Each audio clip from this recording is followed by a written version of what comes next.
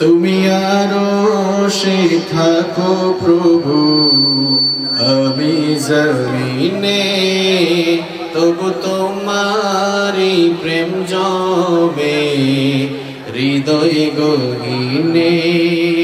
তুমি আরশে থাকো প্রভু, আমি জমিনে, তবু তোমারি প্রেম জমে হৃদয় গহীনে। আমি তোমারি গোলাম গো, অন্য কারো না। আমি তোমারি গোলাম গো, অন্য কারো না। আলিমুল গায়ব তুমি, মালিক রাব্বানা। আলিমুল গায়ব তুমি, মালিক রাব্বানা। আল্লাহু আল্লাহু আল্লাহু আল্লাহু আল্লাহু আল্লাহু আল্লাহ। তোমারি রহম ছাড়া বাঁচা বড় দায়। প্রতিদিনে প্রতিক্ষণে জড়িয়ে রাখো গো আমায়।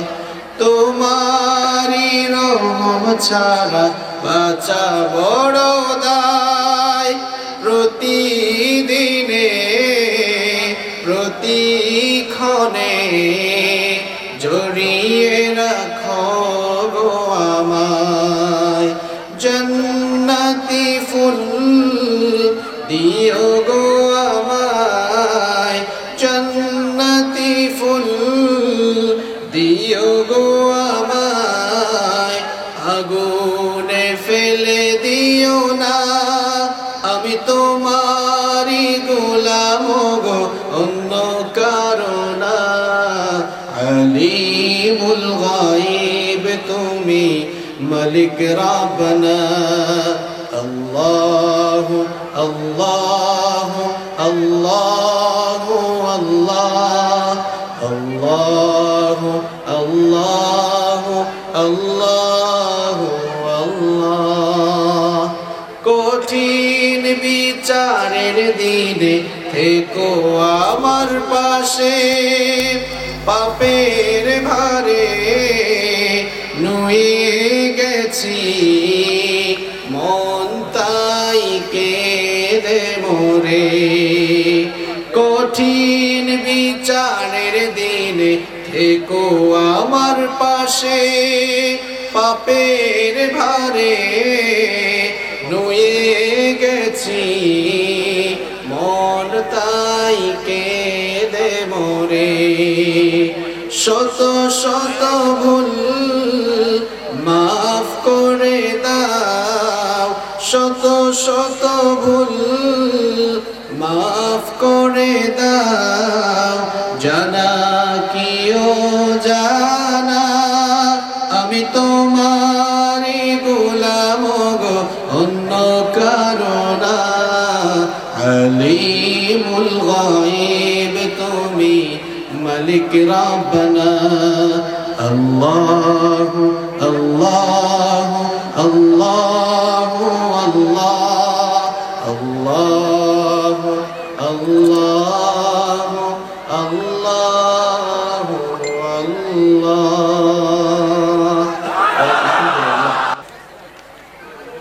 অন্যতম বিভাগ খুলনা বিভাগের যশোর জেলার সদর উপজেলার ঐতিহ্যবাহী মুন্সেফপুর যুব সমাজের উদ্যোগে আয়োজিত আজকের এই 17তম ঐতিহাসিক তাফসীরুল কোরআন মাহফিল উপস্থিত প্রাণ প্রিয় যশোরবাসী সবাই কেমন আছেন? আলহামদুলিল্লাহ। সবাই ভালো আছেন তো? আলহামদুলিল্লাহ। আমাদের সবাইকে ভালো রেখেছেন কে? তো আস্তে বলছেন কেন? আমাদেরকে ভালো রেখেছেন কে? আমাদেরকে সুস্থ রেখেছেন কে? যে আল্লাহ তাআলা আমাদেরকে সুস্থ রেখেছেন, আমাদেরকে ভালো রেখেছেন। কোরআনের এই মেলায় আমাদেরকে শামিল হওয়ার তৌফিক দিয়েছেন, সেই আল্লাহর জন্য পড়ছি আলহামদুলিল্লাহ। আপনাদের মাথার উপরে প্রচন্ড রোদের তাপ লাগছে, কিন্তু যারা কোরআন শোনার মনোবাসনা নিয়ে এখানে এসেছেন, আমি আপনাদেরকে বলতে চাই, রাসূল করিম সাল্লাল্লাহু আলাইহি ওয়াসাল্লাম বলছেন, যখনই আল্লাহর বান্দারা কোরআন শোনার জন্য বসে যায়, সেই সকল বান্দাদের প্রতি আল্লাহ তাআলা নাযালাত আলাইহিমুস সাকিনা, আল্লাহ তাআলা ওই বান্দাদের প্রতি তার সাকিনা নামক প্রশান্তি, রহমতের বারিধারা নাযিল করেন। সুতরাং সত্যিকার অর্থেই যারা কোরআন শোনার জন্য এসেছেন, আপনারা প্রচন্ড রোদের ভেতরে বসে থাকলেও দেখবেন আলাদা একটা প্রশান্তি অন্তরে ফিল করবেন। যদি কোরআন শোনার জন্য, কোরআনের আলোয় আলোকিত হওয়ার চিন্তা চেতনা মানসিকতা নিয়ে আমরা এই প্রোগ্রামে আসি, তাহলে এই রোদ আমাদেরকে আটকাতে পারবে না। যারা কোরআনের জন্য পাগল পাড়া, তারা গাছের ছায়া ছেড়ে দিয়ে কোরআন শোনার জন্য একেবারে কোরআনের ময়দানের সামনে বসার চেষ্টা করে, ঠিক কি না? সম্মানিত ভাইয়েরা, আমি অপ্রাসঙ্গিক কথা বলে সময় নষ্ট করব না। আমি আপনাদের সামনে আল্লাহর কোরআন থেকে সরাসরি আলোচনা শুরু করব ইনশাআল্লাহ। তবে যতক্ষণ আমি কথা বলবো, এখানে স্টেজে কেউ কোনো সাউন্ড করবেন না। আমার সামনে যারা বসেছেন সাউন্ড করবেন না, দূরে সাউন্ড করলে অসুবিধা নাই, এখানে আসবে। স্টেজে কেউ কোনো সাউন্ড করতে পারবেন না, কথাবার্তা বললে স্টেজ থেকে নেমে বলবেন, এবং এখানে যারা আছেন কথা বলবেন না, তাহলে কনসেন্ট্রেশন ব্রেক হবে। সম্মানিত ভাইয়েরা, কোরআনুল কারীম পৃথিবীর মানুষদেরকে 4 ভাগে ভাগ করেছে। বুঝে থাকলে সবাই জবাব দেন, কোরআনুল কারীম পৃথিবীর মানুষদেরকে কয় ভাগে ভাগ করেছে? এত আস্তে জবাব দিলে চলবে না। কয় ভাগ? 4 ভাগ। নাম্বার 1, 1 নাম্বার হচ্ছে ঈমানদার, যাদেরকে বলা হয় মুমিন। নাম্বার 2 নাম্বার হচ্ছে মুশরিক, যারা আল্লাহর সাথে শিরক করে, যারা এক আল্লাহ বাদ দিয়ে বহু খোদার ইবাদত করে। নাম্বার 3 নাম্বার হচ্ছে মুলহিদ, বাংলায় যাদেরকে বলা হয় নাস্তিক। নাম্বার 4 নাম্বার হচ্ছে মুনাফিক। তাহলে বলেন তো, পৃথিবীতে যত মানুষ বসবাস করছে, আল্লাহর কোরআন পৃথিবীর সমগ্র মানব মণ্ডলীকে কয়টি শ্রেণীতে ভাগ করেছে? 4টি শ্রেণীতে ভাগ করেছে। 1 নাম্বার হচ্ছে মুমিন, 2 নাম্বার হচ্ছে মুশরিক, 3 নাম্বার মুলহিদ মানে নাস্তিক, 4 নাম্বার হলো মুনাফিক। এই 4 শ্রেণীর মানুষদের কার গন্তব্য কোথায়, কার পরিণতি কি হবে, সেটাও জানিয়েছেন কে? কথা কন না কেন? সেটা জানিয়েছেন কে? আসুন আমরা কোরআন থেকে জানি। 1 নাম্বার মুমিন, অর্থাৎ যারা আল্লাহ তাআলা এবং তার হাবিবের প্রতি ঈমান এনে, যারা তাদের জীবনকে ঈমানের পথে পরিচালিত করছে, সেই সকল ঈমানদার মুমিন বান্দাদের পরিণতি কোথায়, তাদের গন্তব্য কোথায়?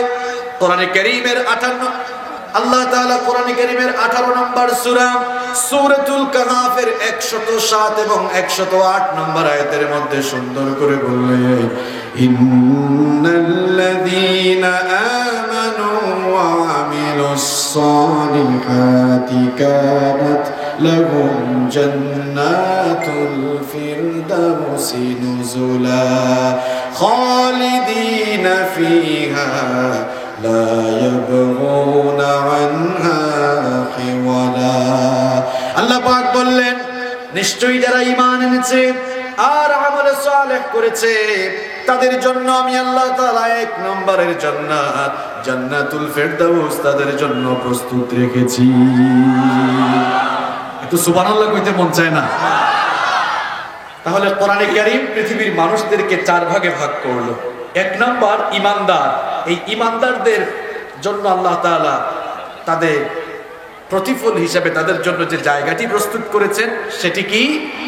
জান্নাতুল ফিরদাউস বা জান্নাত। এবার আসেন 2 নাম্বার, মুশরিক, যারা আল্লাহ তাআলার একচ্ছত্র ইবাদত বাদ দিয়ে যারা বহু খোদার ইবাদত করে, তাদের পরিণতি কোথায়? আল্লাহ তাআলা তাদের ব্যাপারে বলছেন, সেই সকল কাফেররাও যাবে জাহান্নামে। আর 3 নাম্বার হচ্ছে মুলহিদ মানে নাস্তিক। নাস্তিকরা মুশরিকদের মতো না। মুশরিকরা তো বহু খোদার ইবাদত করলেও এরা তো অন্ততপক্ষে ইবাদত করে, কিন্তু নাস্তিকরা কারোরই ইবাদত করে না, বরং তারা বলে আনসিন ইজ নাথিং, যা দেখা যায় না তা বিশ্বাস করা যায় না। তারা আরো বলে দেয়ার ইজ নো গড, স্রষ্টা বলতে কেউ নেই। তো যা দেখা যায় না তা বিশ্বাস করা যায় না বলে তুমি বলছো যে আল্লাহ তাআলাকে যেহেতু দেখা যায় না সেহেতু আল্লাহ তাআলাকে বিশ্বাসও করা যায় না। যেমন কুকুর তেমন মুগুরও দরকার, ঠিক কি না? এই নাস্তিকদেরকে পেলে আপনারা বলবেন তোকে যে তোর বাপ জন্ম দিয়েছে এটা কি তুই দেখেছিস? এটা কি দেখেছে? এটা তোকে যে তোর বাপ জন্ম দিয়েছে সেটা কি তুই দেখেছিস? সে তো দেখে নাই। যদি না দেখে তোর বাপকে তুই তোর বাপ বলেই স্বীকার করিস আর বিশ্বাস করিস, তাহলে আল্লাহ তাআলার এই অপার সৃষ্টিকুল দেখে আল্লাহ তাআলাকে কেন বিশ্বাস করিস না? কয় আল্লাহর ওই ব্যাপারটা ভিন্ন। আল্লাহর ওই ব্যাপারটা ভিন্ন কেমনে হয়? কেমনে ভিন্ন হয়? যদি যা দেখা যায় না তা যদি বিশ্বাস করা না যায়, তাহলে তোর বাপ তোকে জন্ম দিয়েছে সেটাও তো তুই দেখিস নাই। তোর কথার আলোকে তোর জন্মের ভিতরেই দোষ আছে, ঠিক কি না? আল্লাহ তাআলার এই সৃষ্টিকুল দেখে কি আল্লাহ তাআলাকে তুমি চেনো না? এই সৃষ্টির ভেতরেই স্রষ্টার সৌন্দর্য লুকিয়ে আছে, ঠিক কি না? নাম্বার 4, 4 নাম্বার হচ্ছে মুনাফিক। 4 নাম্বার কারা? মুনাফিক। এই মুনাফিকরা কোথায় যাবে? এবার আল্লাহ তাআলা তাদের ব্যাপারে বলছে। কোরআনে কারীমের 4 নাম্বার সূরা সূরাতুন নিসা-এর 140 নম্বর আয়াতের শেষাংশে আল্লাহ পাক সুন্দর করে বললেন, ইন্নাল্লাহা জামিউল মুনাফিকিনা ওয়াল কাফিরিনা ফি জাহান্নাম জামিআ। আল্লাহ তাআলা বলছেন নিশ্চয়ই আল্লাহ তাআলা মুনাফিক এবং সকল কাফেরদেরকে জাহান্নামে একত্রিত করবেন। এখানে আল্লাহ তাআলা কাফেরদের কথা বলার আগে মুনাফিকদের কথা বলেছেন। আয়াতের দিকে একটু তাকান, ইন্নাল্লাহা জামিউল মুনাফিকিনা ওয়াল কাফিরিনা। আল্লাহ তাআলা কাফিরিন শব্দটা দিলেন পরে, মুনাফিক শব্দটা আগে দিলেন। তার মানে কাফেরের চাইতে মুনাফিক ভালো না খারাপ? বড় বড় কাফের যারা ছিল, নমরুদ, ফেরাউন, সাদ্দাত, হামান, কারুন, উতবা, আবু লাহাব, শাইবা, এরা জাহান্নামের উপরের তলায় থাকবে। আর মুনাফিকগুলো এত নিকৃষ্ট, এদের ব্যাপারে আল্লাহ তাআলা বলেছেন, ইন্নাল মুনাফিকিনা ফিদ দারকিল আসফালি মিনান নারি ওয়া লান তাজিদ লাহুম নাসীরা। আল্লাহ তাআলা বলছেন মুনাফিকরা জাহান্নামের তলে থাকবে, একেবারে তলায় থাকবে, নিচে থাকবে। দেখেছেন মুনাফিকরা কত নিকৃষ্ট? বড় বড় কাফেররা জাহান্নামের উপরের তলায় থাকার সুযোগ হবে, কিন্তু মুনাফিকরা কাফেরের চাইতেও এত নিকৃষ্ট যে তারা কাফেরদেরও আরো নিচে জাহান্নামের একেবারে তলায় থাকবে। তাহলে বুঝে থাকলে জবাব দেন তো, মুনাফিক কাফেরের চাইতে ভালো না খারাপ? কথা কন না কেন? যারা কথা বলে না এদের ভেতরে কি মুনাফিকের রোগ আছে নাকি? মুনাফিক কাফেরের চেয়ে ভালো না খারাপ? কেন খারাপ জানেন? কাফের মুশরিকরা সরাসরি ইসলামের বিরোধিতা করে, আর মুনাফিকরা ইসলামের বেশ ধারণ করে সুযোগ পেলেই তারা ইসলামকে জবাই করে। এরা মাথায় টুপি দেয়, এরা মাঝে মাঝে নামাজেও যায়, এমনকি মাহফিলে এসে হুজুরের ডানে বামে কিংবা পেছনে বসে সুযোগ পাইলে মাহফিলে গন্ডগোল লাগায়া মাহফিল বন্ধের চেষ্টা করে। মুনাফিক কিন্তু মুসলমানের লেবাস ধরে ইসলামের ক্ষতি করে। কেউ যদি আমাকে বলে হুজুর আমি হিন্দু দেখবো, কোন দেশে যাব? আমরা বলবো আপনি ইন্ডিয়াতে চলে যান, সেখানে কোটি কোটি হিন্দু আছে না নাই? হ্যাঁ, কথা কন না কেন? আছে না নাই? কেউ যদি বলে হুজুর আমরা বৌদ্ধ দেখবো, কোন দেশে যাব? মিয়ানমারে চলে যান, সেখানে কোটি কোটি বৌদ্ধ রয়েছে।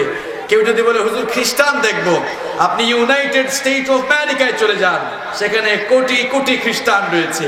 কিন্তু কেউ যদি এখন প্রশ্ন করে বসে হুজুর মুনাফিক দেখবো, কোন দেশে যাব? মুনাফিকের কি আলাদা কোনো দেশ আছে? কথা কন না কেন? মুনাফিকের আলাদা কোনো দেশ আছে? এই প্রশ্নের উত্তর হলো মুনাফিক বৌদ্ধ, খ্রিস্টান বা হিন্দুদের দেশে বাস করে না, আপনি যদি মুনাফিক দেখতে চান তাহলে মুসলমানের দেশগুলোতে ভিজিট করেন, ট্যুর করেন।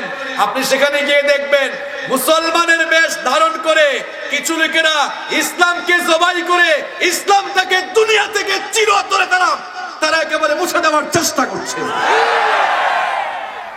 আমার ভাইয়েরা, কোরআনে কারিমে আল্লাহ তাআলা মুমিনদের নামে সূরা দিয়েছেন, মুশরিকদের নামে সূরা দিয়েছেন, কাফেরদের নামে সূরা দিয়েছেন, আবার মুনাফিকের নামেও সূরা দিয়েছেন।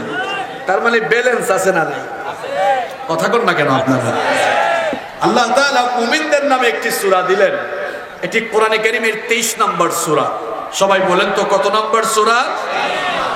সূরাটার নাম হচ্ছে সূরাতুল মুমিনুন। আল্লাহ তাআলা কাফিরদের নামে একটি সূরা কোরআনে দিয়েছেন, সূরাটার নাম হচ্ছে সূরাতুল কাফিরুন।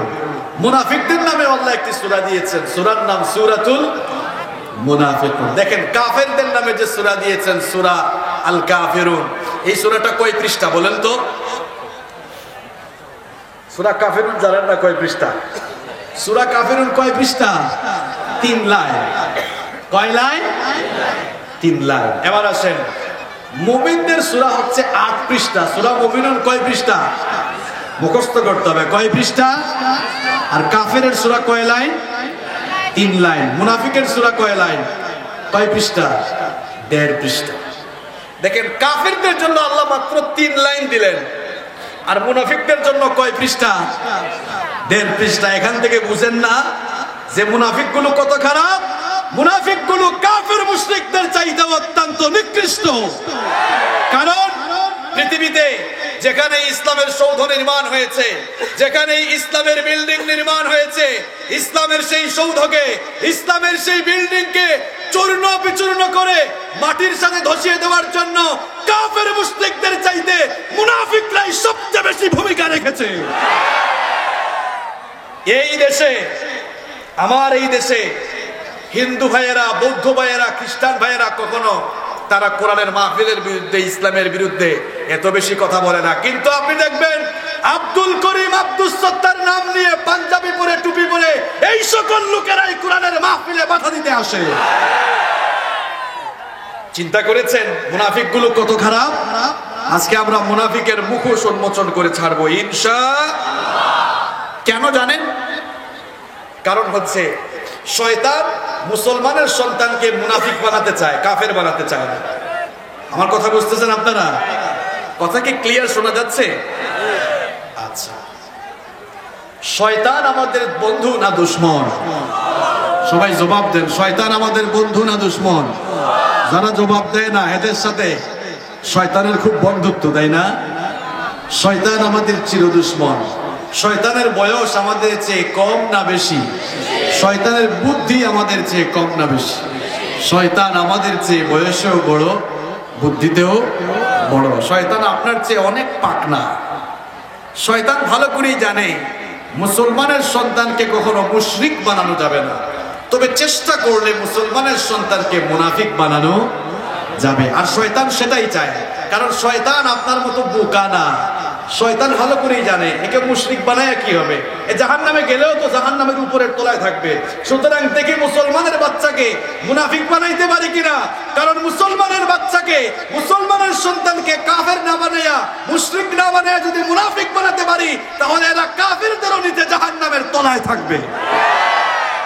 জন্য প্রিয় ভাইয়েরা, আমার আপনার ঈমানকে নিফাকি থেকে রক্ষা করতে হবে। কারণ নিফাকের এই ভাইরাসটা করোনা ভাইরাসের চেয়ে আরো মারাত্মক। করোনা ভাইরাস দিয়ে কেউ মারা গেলে জাহান্নামে যাবে এমন কথা কেউ বলতে পারবে? কিন্তু নিফাকির ভাইরাস, মুনাফিকি ভাইরাস দিয়ে যারা মরবে, এটা এম হাসিবুর রহমানের কথা নয়।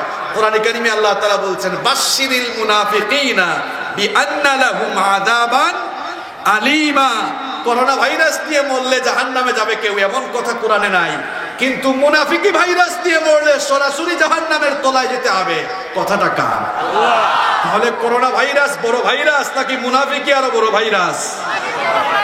মুনাফিকি এটা আরো বড় ভাইরাস। তাহলে এই মুনাফিকি ভাইরাস থেকে আমাদের সকলকে বেঁচে থাকার দরকার আছে না নাই? বিশ্বনবী সাল্লাল্লাহু আলাইহি ওয়াসাল্লামের সাহাবীরা সব সময় নিফাক নামক ভাইরাস থেকে বেঁচে থাকার জন্য আপ্রাণ প্রচেষ্টার প্রয়াস চালাতেন। বিশ্বনবী সাল্লাল্লাহু আলাইহি ওয়াসাল্লামের সাহাবীরা মুনাফিকির ভাইরাসকে কতটা ভয় করেছেন, মুনাফিকির ভাইরাস থেকে নিজেকে রক্ষা করে তারা কিভাবে চলেছেন শুনেন।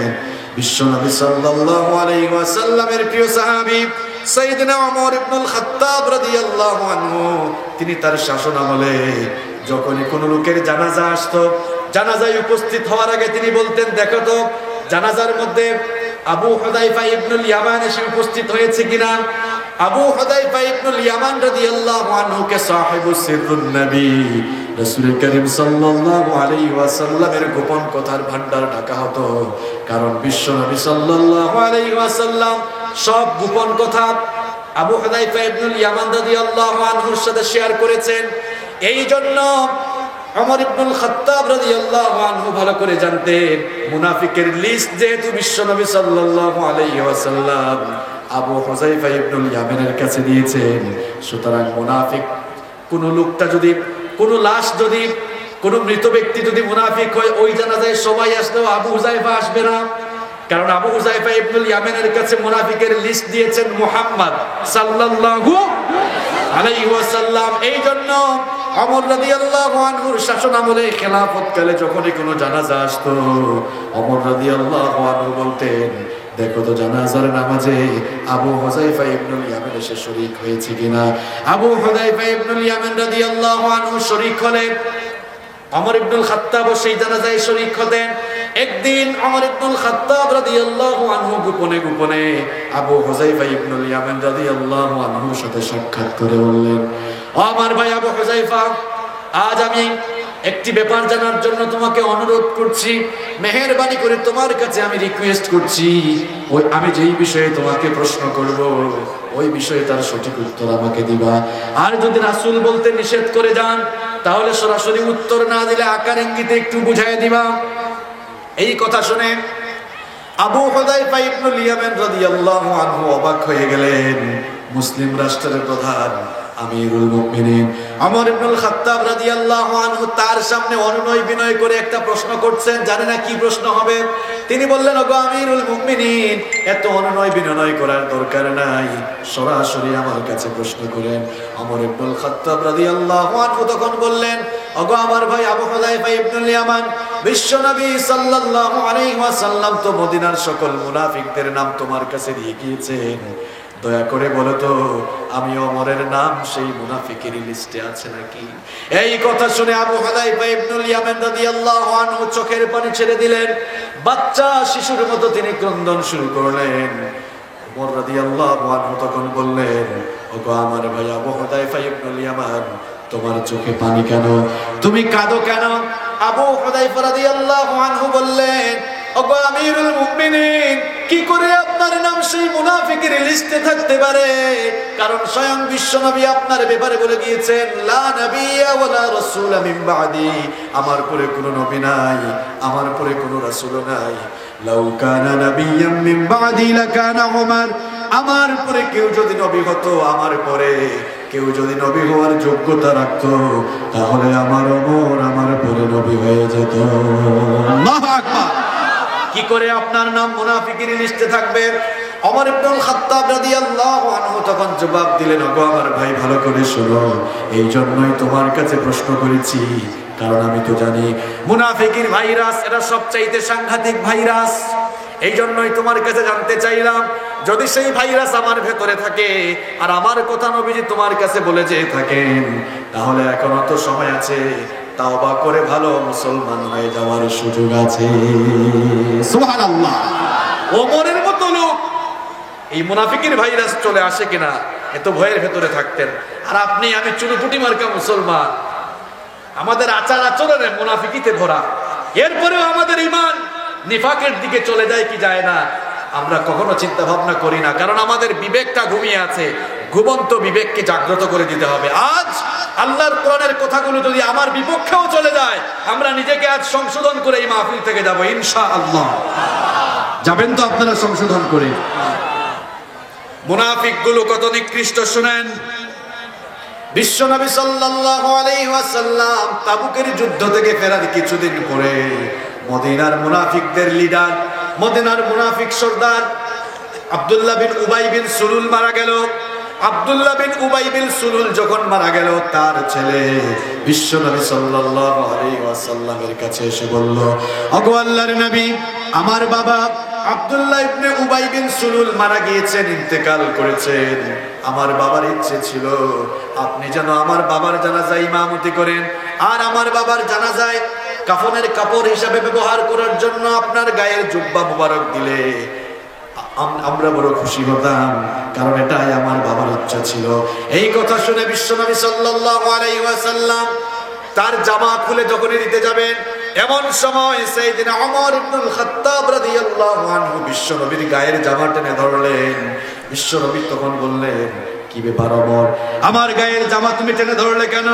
ওমর ইবনুল খাত্তাব রাদিয়াল্লাহু আনহু তখন বললেন, ওগো আল্লাহর নবী, লোকটাকে কি আপনি চিনেন নাই? সারাটি জীবন মুসলমানের লেবাস ধারণ করে মুসলমানদের সাথে বেঈমানি করেছে, যেখানে সুযোগ পেয়েছে মুসলমানদের ক্ষতি করার চেষ্টা করেছে। এই লোকটাকে কি চিনেন না? উহুদের ময়দান থেকে তার সৈন্য নিয়ে ভেগে গিয়েছে, সারা জীবন ইসলামের ক্ষতি করেছে। এই লোকটা তো মুনাফিক ছিল, সুতরাং তার জানাজার নামাজে ইমামতি করার জন্য যায়েন না। বিশ্বনবী তখন বললেন, ওগো ওমর, আমার আল্লাহ তো আমাকে এখনো নিষেধ করেন নাই। বিশ্বনবী এবার আব্দুল্লাহ বিন উবাই বিন সুলুল নামক মুনাফিক নেতার জন্য নিজের গায়ের জুব্বা মোবারক খুলে দিলেন। এমনকি বিশ্বনবী সাল্লাল্লাহু আলাইহি ওয়াসাল্লাম জানাজার নামাজের দিকে রওনা করলেন। আমার ভাইয়েরা, বেশ কয়েকটি জায়গায় সাইয়েদনা ওমর ইবনুল খাত্তাব রাদিয়াল্লাহু আনহু একা সিদ্ধান্ত নিয়েছেন, আর ওমর ইবনুল খাত্তাব রাদিয়াল্লাহু আনহুর সিদ্ধান্তের পক্ষে আল্লাহ তার কোরআনের আয়াত নাজিল করে ওমরের পক্ষে রায় দিয়েছে। তাহলে ওমরের মর্যাদা কম না বেশি? মুনাফিক নেতা আব্দুল্লাহ বিন উবাই বিন সুলুলের জানাজায় বিশ্বনবী গেলেন। তার গায়ের মধ্যে বিশ্বনবী তার নিজের থুতু মুবারক লাগায় দিলেন, যেন সে জাহান্নামে না যায়। এরপরে জানাজার লাশকে প্রস্তুত করার পরে মুনাফিক নেতা আব্দুল্লাহ বিন উবাই বিন সুলুলের জানাজায় ইমামতি করার জন্য আমার নবী যখনই দাঁড়াতে যাবেন, আল্লাহ তাআলা বরদাস্ত করলেন না, সঙ্গে সঙ্গে জিবরিলকে পাঠিয়ে দিলেন। জিবরিল এবার ওহী নিয়ে চলে আসলেন। জিবরিল এসে জানিয়ে দিলেন, ওগো আল্লাহর নবী, কার জানাজা ইমামতির জন্য দাঁড়ালেন? এই লোকটাকে কি আপনি চিনেন না?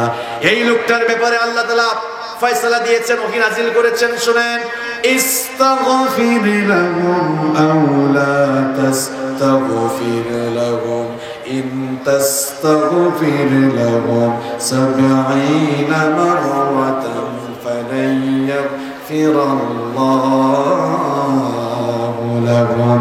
এই মুনাফিকের যদি আপনি জানাজা করে, তার জন্য একবার আর দুইবার নয়, আপনি নবী হয়েও যদি তার জন্য 70 বার আল্লাহর কাছে তাওবা করেন, ইস্তেগফার করে, আল্লাহ তাআলা সিদ্ধান্ত দিয়েছেন এই ধরনের মুনাফিক আর কিয়ামত পর্যন্ত এই মুনাফিকদের উত্তরসূরি হয়ে যারা এই দুনিয়াতে মুনাফিকি করবে, এদের ব্যাপারে আল্লাহর সিদ্ধান্ত হচ্ছে এই ধরনের মুনাফিকদেরকে আল্লাহ কখনো ক্ষমা করবেন না। সিদ্ধান্তটা কার? দেখেন, যেই নবী কিবলা পরিবর্তন হলো কিভাবে, আপনারা সেই ঘটনা জানেন, আমি সেদিকে যাচ্ছি না। যেই নবী কিবলা পরিবর্তন হওয়ার জন্য দোয়া করেন নাই, শুধু মনে মনে একটু চেয়েছিলেন, হাত তোলার আগে যেই নবীর দোয়া আল্লাহ কবুল করেছেন, সেই একই নবী আব্দুল্লাহ বিন উবাই বিন সুলুল নামক মুনাফিকের জানাজায় দাঁড়িয়ে তার জন্য দোয়া করছেন। আল্লাহ জানাচ্ছেন, নবী, এর জন্য হাত তুললে লাভ হবে না, একবার না, দুইবার না, 70 বারও যদি এর জন্য হাত তুলে দোয়া করেন, একে আমি মাফ করব না। এর মতো মুনাফিকরা কিয়ামত পর্যন্ত যত মুনাফিক এরকম আসবে, এদেরকে আমি মাফ করব না। আল্লাহু আকবার। আর এখন টাটকা মুনাফিক মারা যায়, এমন ভাবে জানাজা দেয়, আর এমন একটা ভাব চাপ, মনে হয় যেন সবাই জান্নাতের বিছানায় একেবারে বিছায় দিয়ে আসতেছে। আমার লাশ সামনে রেখে বলে, লোকটা কেমন ছিল? সবাই কয় ভালো ছিল। একজন বলে মনে মনে, এতে যে কত বড় মুনাফিক ছিল, এটা তো আমি ছাড়া আর ভালো কেউ জানে। আল্লাহ মানুষের মুখেরটা নেন না, আল্লাহ মানুষের অন্তরেরটা, আল্লাহ মানুষের ভেতরেরটা নেন। সম্মানিত ভাইয়েরা, তাহলে যেই মুনাফিকরা এত খারাপ, সেই মুনাফিকি থেকে আপনার আমার ঈমানকে হেফাজত করার দরকার আছে না নাই? মুনাফিক আপনি কেমনে চিনবেন? কারণ মুনাফিকের আলাদা কোনো ড্রেস কোড নাই, মুনাফিকের আলাদা কোনো দেশ নাই, আলাদা কোনো ভূখণ্ড নাই। তাহলে মুনাফিক আমরা কেমনে চিনবো, আর নিজেকে আমরা কিভাবে মুনাফিকি থেকে বাঁচাবো? মুনাফিক চেনার জন্য কিছু খাসলত রয়েছে, কিছু বৈশিষ্ট্য রয়েছে, কোরআন এবং হাদিসে এগুলো বর্ণিত হয়েছে। আজ সংক্ষিপ্ত সময়ে আপনাদের সামনে আমি কোরআন এবং হাদিস থেকে মুনাফিকের 15টি বৈশিষ্ট্য তুলে ধরবো ইনশাআল্লাহ। কথাটি কেন বলছি জানেন? যতই ইসলামের বিপ্লব হচ্ছে, যতই কোরআনের গণজোয়ার সৃষ্টি হচ্ছে, ততই মুসলমানদের মধ্যে মুনাফিকি ভাইরাস করালভাবে এদেরকে আক্রান্ত করছে। এজন্য মুনাফিকি থেকে আপনার আমার ইমানকে হেফাজত করতে হবে ভাই, কারণ মুনাফিকির ভাইরাস ঢুকে গেলে এটা করোনা ভাইরাসের চেয়ে আরো খারাপ। এই ভাইরাস একেবারে জাহান্নামে না নেওয়ার আগ পর্যন্ত এই ভাইরাস কিন্তু আপনাকে আর ছাড়বে না। করোনা ভাইরাস তো আইসোলেশন, কোয়ারেন্টাইনে গেলে সুস্থ হওয়ার সম্ভাবনা আছে, আর মুনাফিকির ভাইরাস ধরে ফেললে যদি এখান থেকে আপনি বের হইতে না পারেন, এই ভাইরাস জাহান্নামের আগুনে নেওয়ার আগ পর্যন্ত কিন্তু আপনাকে ছাড়বে না। তাহলে মুনাফিক মার্কা লোকগুলোর ব্যাপারে কোরআনে কারীমের 2 নম্বর সূরা সূরাতুল বাকারা এর 8 নম্বর আয়াতে আল্লাহ পাক সুন্দর করে বললেন, ওয়া মিনান নাসি মান ইয়াকুলু আমান্না বিল্লাহি ওয়া বিল ইয়াউমিল আখির ওয়া মা হুম বিমুমিনিন। আল্লাহ পাক বললেন, মানুষের মধ্যে এমন কিছু লোক আছে যারা মুখ দিয়ে বলে আমরা আল্লাহ আর আখিরাতের প্রতি ঈমান এনেছি। এরা মুখ দিয়ে ঈমানের কথা বলে, অথচ আমি আল্লাহ বলছি ওয়া মা হুম বিমুমিনিন, আদৌ এরা ঈমানদার নয়, মুমিন নয়। এরা মুখ দিয়ে ঈমানের কথা বলে, অথচ সুযোগ পাইলেই ঈমানওয়ালা ইসলামওয়ালা লোকগুলোকে পিটায়। এরা মুখ দিয়ে ঈমানের কথা বলে, মুখ দিয়ে ইসলামের কথা বলে, নিজেরা বলে ঈমানদার, নিজেদেরকে মুসলমান বলে পরিচয় দেয়, অথচ সুযোগ পাইলে ঈমানওয়ালা ঈমানের আন্দোলন করা লোকগুলোর বাড়িঘর তারা জ্বালিয়ে পুড়িয়ে ছাই করে দেয়। মুখ দিয়ে এরা ঈমানের কথা বলে, সুযোগ পাইলে ঈমানওয়ালা লোকগুলোকে জেলখানার ভেতরে ঢুকায়। মুখ দিয়ে এরা ঈমানের কথা বলে, সুযোগ পাইলে ঈমানওয়ালা লোকগুলোকে যেখানেই পায় এরা ধরে ধরে পিটায়। এরা ঈমানদার না মুনাফিক? আরো জোরে কোন ঈমানদার না মুনাফিক? এমন একটা ভাবসাব নিয়ে চলে, নিজেরা মদ খায় না, ঘুষ খায় না, কিন্তু মদ যারা খায়, ঘুষ যারা খায়, ক্যাসিনোর সাথে যারা জড়িত তাদের সঙ্গে তারা সুসম্পর্ক রাখে। এরা ঈমানদার না মুনাফিক? এরা ঈমানদার না মুনাফিক? এরা মুখে বলে এক কথা, ভেতরে আছে আরেক কথা। দেখেন নামাজে দাঁড়ায় এরা বলে, এরা কিন্তু নামাজও আস দোয়ায়ে কুনুতের মধ্যে পড়ে ওয়া নাখলাউ ওয়া নাতরুকু মাইয়াফজুরুক। আগো আল্লাহ, আমরা তাদের সাথে নই, তাদের সাথে আমাদের কোনো সম্পর্ক নাই যারা তোমার দ্বীনের সাথে বেয়াদবি করে। লোকটা এশার নামাজে এই কথাগুলো মুখ দিয়ে বলল। এশার নামাজ শেষ করেই দেখে ফুটবল মার্কার মিছিল বের হয়েছে। ফুটবল মার্কার লোকটা কিন্তু ভালো না, সুদ খায়, ঘুষ খায়, দুর্নীতি করে। এখন দেখা গেল নামাজের মধ্যে বলেছে ইসলাম বিরোধীদের সাথে আমার কোনো সম্পর্ক নাই। ওয়া নাখলাউ ওয়া নাতরুকু মাইয়াফজুরুক, এই কথা বলল। নামাজ থেকে বের হয়ে এই ফুটবল মার্কার লোক, যেই লোকটা দিন দেখতেই পারে না, কোরআনের মাহফিল সহ্যই করতে পারে না, সেই লোকটার মিছিলে চলে গেল। তাহলে নামাজে বলল এক কথা আর নামাজের বাহিরে করলো আরেক কথা। এটা ঈমানদারি না মুনাফিকি? তাহলে মুখ দিয়ে কেবলমাত্র ঈমানের দাবি করলে ঈমানদার হওয়া যায় না, বরং ঈমানদার হতে হলে ঈমানদারের সকল আমল জীবনে থাকার দরকার আছে না নাই? মুনাফিকের 1 নম্বর বৈশিষ্ট্য হলো, মুনাফিক মার্কা স্বভাবের মানুষগুলো হয় ডাবল ফেস পার্সোনালিটি। এরা দুমুখী স্বভাবের হয়। এরা এমন ভাবে চলাফেরা করে, এদের ভেতরে থাকে এক, বাহিরে। তাহলে ভেতরে এক, বাহিরে আরেক, তার নাম মুনাফিক। মুনাফিকের 2 নম্বর বৈশিষ্ট্য হলো, মুনাফিকগুলো ধোঁকাবাজ, প্রতারক। এরা সব সময় প্রতারণা করে, মানুষের সঙ্গে ধোঁকাবাজি করে। কোরআনে কারীমের 2 নম্বর সূরা সূরাতুল বাকারা এর 9 নম্বর আয়াতে আল্লাহ তাআলা সুন্দর করে বললেন, ইউখাদিউনাল্লাহা ওয়াল্লাযীনা আমানু ওয়া মা ইয়াখদাউনা ইল্লা আনফুসাহুম ওয়া মা ইয়াশউরুন। আল্লাহ পাক বললেন, মুনাফিক মার্কা স্বভাবের লোকগুলো সব সময় আল্লাহ আর ঈমানদারদেরকে ধোঁকা দিতে চায়, অথচ তারা জানে না এর মাধ্যমে তারা নিজেরাই ধোঁকার মধ্যে পড়ে আছে, নিজেরাই ক্ষতিগ্রস্ত হয়ে যাচ্ছে। এরা মুখ দিয়ে ঈমানের কথা বলে, আল্লাহকেও যেমনি বুঝ দেয় তেমনি সমাজের মানুষকেও বুঝ দেয়, এরকম আছে না নাই? মুখ দিয়ে ইমানের কথা বলে ইমানদারদের সাথে ধোঁকাবাজি করে।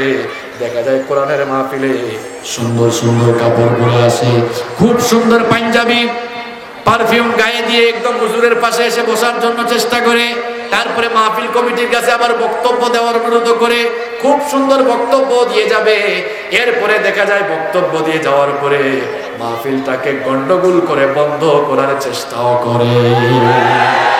এটা তো এক ধরনের প্রতারণা। আপনি সবার সামনে এসে দেখালেন আমি মাহফিলের পক্ষে, আমি কোরআনের পক্ষে, আর পেছনে গিয়ে ইসলামকে বাস দিলেন। এর নাম কি ইমানদারি না মুনাফিকি?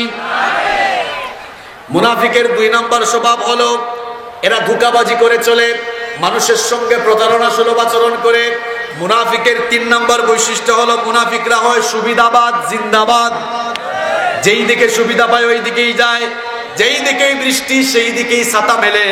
কোরআনে কারীমের 2 নম্বর সূরা সূরাতুল বাকারা এর 14 নম্বর আয়াতে আল্লাহ পাক সুন্দর করে বললেন, ওয়া ইযা লাকুল্লাযীনা আমানু ক্বালু আমান্না ওয়া ইযা খালাউ ইলা শায়াতিনিহিম ক্বালু ইন্না মাআকুম ইন্নামা নাহনু মুস্তাহজিউন। আল্লাহ পাক বললেন মুনাফিকি স্বভাবের মানুষের বৈশিষ্ট্য হলো যখন এরা ইমানদারদের সাথে মিলিত হয় তারা বলে আমরা তো তোমাদের দলের লোক, তোমাদের সাথেই আছি। আবার যখন শয়তানের মুরিদদের সাথে দেখা হয় তারা বলে আমরা তো তোমাদের সাথেই আছি। এরা যেই দিকে সুবিধা পায় সেই দিকেই চলে যায়, যেই দিকে বৃষ্টি সেই দিকেই ছাতা মেলে। এরা এই দিকেও খুশি রাখতে চায়, ওই দিকটাকেও খুশি রাখতে চায়। কোরআনের মাহফিলে আসতে তারা বলে আমরা কিন্তু কোরআন মারা লোক, কোরআনের মাহফিলে এসেছি। অথচ দেখা যায় কোরআনের মাহফিল শেষ করে আরেকটা গান কিংবা নাচ বা কনসার্টের আয়োজন রয়েছে, দেখা যায় ওদেরকে খুশি করার জন্য কনসার্টেও গিয়ে শামিল হয়। মাহফিলে এসে মুসলমানদেরকে খুশি করে, আবার কনসার্টে গিয়ে কনসার্টওয়ালাদেরও খুশি করে, এই দিকেও থাকে ওই দিকেও থাকে। দেখা যায় মসজিদে আসলে মসজিদেও দান সদকা করে, গান কিংবা নাচের কনসার্ট হবে সেখানেও টাকা পয়সা দিয়ে বলে নেওয়াগুলা করো, তোমাদের সাথে আছি। তাহলে নাচ গানেও আছে, মসজিদেও আছে, এই দিকেও খুশি রাখে ওই দিকেও খুশি রাখে। এরপরে এরা মসজিদ কমিটির সভাপতি হওয়ার জন্য পাগল থাকে, এরা আবার মাহফিলের সভাপতি হওয়ার জন্য পাগল থাকে, আবার কনসার্টের সভাপতি হওয়ার জন্য পাগল থাকে। এদিকেও থাকে ওই দিকেও থাকে, 2 দিক যারা খুশি করে চলে এরা ইমানদার না মুনাফিক? এরা ইমানদারদের সাথে সম্পর্ক রাখে, মুনাফিকের আবার বেঈমানদের সাথেও সম্পর্ক রাখে। এই দেখ গত 4-5 দিন আগে টাঙ্গাইলে এক মাহফিলে গেলাম, তো বেশ কিছু লোকেরা আসলো, তাদের নাম আর আমি বললাম না, প্রায় 10-15 জন আসলো। মিডিয়ার অনেক ভাইরা ছিলেন, আপনারা আবার এটা ফ্লাশ করিয়েন না। তো দেখা গেল এরা আমার আগে এসে সবাই জামাতের সাথে বক্তব্য রাখলো, বক্তব্য দিয়ে 10 মিনিট থাকলো, চলে গেল। তো আমি তো আর তেমন কিছু জানি না ওই এলাকায়, নতুন গিয়েছি। মাহফিল যখন শেষ হলো কমিটির ছেলেপেলেরা বললো, হুজুর আপনি কি জানেন আমাদের সেই সকল বক্তারা আপনার আগে যারা বক্তব্য দিলেন তারা কোথায় গিয়েছেন? আমি বললাম ভাই আমি জানবো কেমনে, আমি তো আপনাদের এলাকায় নতুন এসেছি। ভাই হুজুর আমাদের পাশের গ্রামে আজকে যাত্রা গান হচ্ছে, তারা এখানে হাজিরা দিয়ে ওইখানেও হাজিরা দিতে গেছে। তাহলে মাহফিলে হাজিরা দেয় আপনাদেরকে খুশি করার জন্য, আবার যাত্রা গানে যায় যাত্রা গানওয়ালাদেরকে খুশি করার জন্য, এই দিকও ঠিক রাখে ওই দিকও ঠিক রাখে। এটা ইমানদারি না মুনাফিকি? কি আপনার কি গায়ে লাগে নাকি? হ্যাঁ আমি কি বানায় বলতেছে নাকি? সূরা নাম্বার আয়াত নাম্বার বলছি, বাসায় গিয়ে মিলায় দেখবেন। তাহলে মুনাফিকের 3 নম্বর বৈশিষ্ট্য হলো মুনাফিকরা সব দিক মেনটেন করে চলে, এদিকেও থাকে ওই দিকেও থাকে। মুনাফিকের 4 নম্বর বৈশিষ্ট্য হলো মুনাফিকরা কখনোই আল্লাহকে সন্তুষ্ট করার জন্য কাজ করে না, বরং তারা মানুষকে দেখাবার জন্য কাজ করে। মুনাফিকরা যত আমল করে যত কাজ করে মানুষকে দেখাবার জন্য করে। কোরআনে কারীমের 4 নম্বর সূরা সূরাতুন নিসা এর 142 নম্বর আয়াতে আল্লাহ তাআলা বলছেন, ইন্নাল মুনাফিকিনা ইউখাদিউনাল্লাহা ওয়া হুয়া খাদিউহুম ওয়া ইযা ক্বামু ইলাস সালাতি ক্বামু কুসালা ইউরাউনান নাস ইয়াযকুরুনাল্লাহা ইল্লা কালিলা। আল্লাহ তাআলা বলেন মুনাফিকের বৈশিষ্ট্য হলো এরা যখন নামাজে দাঁড়ায় অলস ভাবে নামাজে দাঁড়ায়, ইরাউনান নাস মানুষকে দেখাবার জন্য তারা নামাজে দাঁড়ায়। আবার সূরা হুমাযার মধ্যে আল্লাহ আরো সুন্দর করে বললেন ফাওয়াইলুল লিল মুসাল্লিনা আল্লাযীনা হুম আন সালাতিহিম সাহুন আল্লাযীনা হুম ইউরাউন। ধ্বংস ওই সকল নামাজীদের জন্য, নামাজ পড়েও কারা ধ্বংস তাদের ব্যাপারে আল্লাহ বলছেন আল্লাযীনা হুম আন সালাতিহিম সাহুন, যারা নামাজের ব্যাপারে উদাসীন থাকে। আবার আল্লাযীনা হুম ইউরাউন, যারা মানুষকে দেখাবার জন্য নামাজ আদায় করে। এই আয়াতগুলোতে আল্লাহ তাআলা মুনাফিক মার্কা স্বভাবের লোকদের ব্যাপারে বলছেন মুনাফিকি স্বভাবের মানুষরা কখনোই আল্লাহকে খুশি করার জন্য নামাজ পড়ে না, বরং তারা মানুষকে দেখাবার জন্য নামাজ আদায় করে। দেখা যায় ইলেকশন আসলে পরে আরো কম নামাজের সংখ্যা বেড়ে যায়। আজানের আগে সমাবেশে গিয়েছিল, সমাবেশ চলাকালীন সময় আজান হয়েছে, সবাই মসজিদে গিয়েছে, আমি যদি না যাই লোকেরা কি বলবে, অজু থাকুক আর না থাকুক আল্লাহু আকবার। এই যে লোকটা নামাজে গেল আল্লাহকে খুশি করার জন্য গেল না, মানুষ দেখাবার জন্য গেল। তাহলে আল্লাহকে খুশি না করে মানুষ দেখাবার আমল যারা করে এরা কি ইমানদার নাকি মুনাফিক? এরা হজে যায় নামের আগে হাজি লাগাবার জন্য। আমার হোম ডিস্ট্রিক্ট তো সিলেটে, এটা জানেন আপনারা। আমার খুব পরিচিত এক লোক, খুব পরিচিত, এমনকি আমার নিকটাত্মীয়দের মধ্যে একজন, হজে যাওয়ার আগেই, এই তো গত হজের আগের হজে, গতবার তো আর হজই হইল না করোনা ভাইরাসের জন্য, এর আগের হজে বেচারা হজে যাওয়ার আগে হাজার হাজার পোস্টার মানে ছাপিয়ে ফেলেছে, আলহাজ অমুক, হাজি অমুক, যে অমুক সাহেবের পক্ষ থেকে সকলকে শুভেচ্ছা স্বাগতম, এরকম পোস্টার বানিয়েছে। তো লোকটা এখনো ইমিগ্রেশনও কমপ্লিট করে নাই, তার পোস্টার ছাপিয়ে ফেলেছে, নামের আগে হাজি লিখেছে। মনে মনে ভাবলাম আরে এই লোকটা যদি হজে যাওয়ার আগে আল্লাহ না করুন মারা যায় প্লেনের ভেতরে, তাহলে তো হজ আর নসিব হলো না, নামের আগেই তো হাজি লাগাই দিল। তখন বুঝলাম লোকটা আসলে এই ফুটানিগিরি দেখাচ্ছে, আর হজে যে যাচ্ছে এটা আসলে মানুষ দেখাবার, এটা আসলে আল্লাহকে খুশি করার জন্য না, বরং মানুষকে দেখাবার জন্য এসে যাচ্ছে। নামের আগে আমরা অনেকে হাজি লাগাই, আলহাজ লাগাই, এখান থেকে আমাদের বের হয়ে আসা দরকার। আচ্ছা আপনারা বলেন তো, রাসূল করিম সাল্লাল্লাহু আলাইহি ওয়াসাল্লাম তিনি কি হজ করেন নাই? আপনারা জবাব দেন, হজ করেন, হজ করেছেন কিনা? রোদ যেমন আপনাদের গায়ে লাগতেছে আমার গায়েও কিন্তু লাগতেছে, দেখতেছেন আপনারা। তো আপনারাও কষ্ট পাচ্ছেন, আমারও কষ্ট হচ্ছে, কোনো অসুবিধা নাই। কোরআনের জন্য শুধু কষ্ট নয়, কোরআনের জন্য যদি প্রয়োজন হয় আমরা আমাদের শরীর থেকে রক্ত ঢেলে দিতে রাজি, এমনকি কোরআনের জন্য আমরা আমাদের জীবনটাকে কুরবান করে দিতে রাজি আছি। সুতরাং এই সামান্য রোদ আর সামান্য গরম আমাদের জন্য কিছুই না।